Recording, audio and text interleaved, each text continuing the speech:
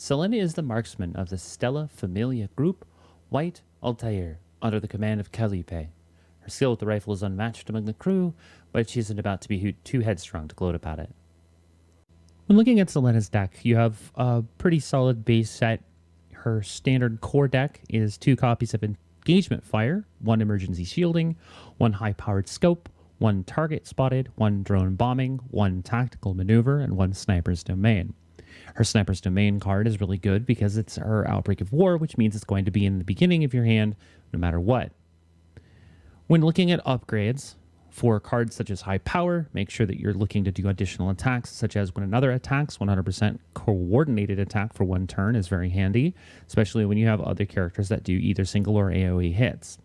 Target Spotted at 165% damage to mark, if in mark state, plus 2 mark.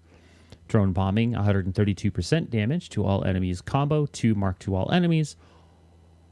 And the Tactical Maneuver at 165% damage. On 150% of this card's damage is dealt as tenacity damage.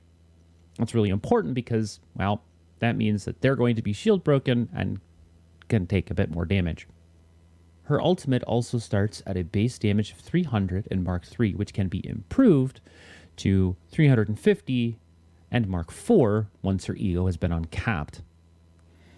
Applying runs in Chaos to obtain these specific upgrades will allow Selena to do max damage as a very powerful aggro assist piece in any group.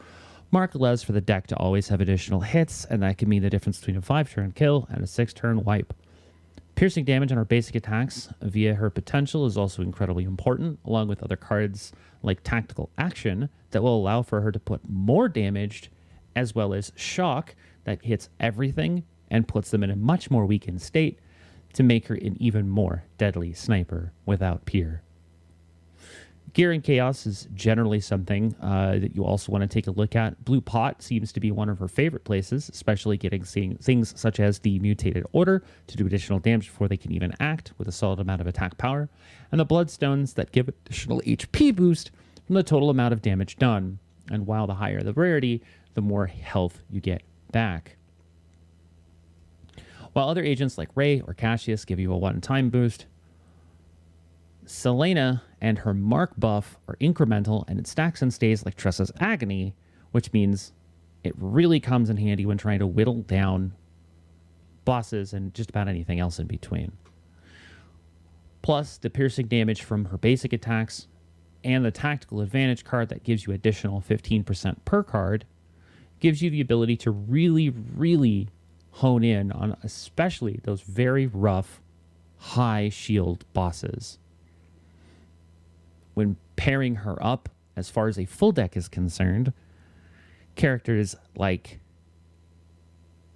Tressa for additional debuffs with Agony, shields like Maribel or Calipe, or just more card draw like Nia or Cassius, really help to kind of blow a hole open in an otherwise solid defense in your enemy's line in the Chaos.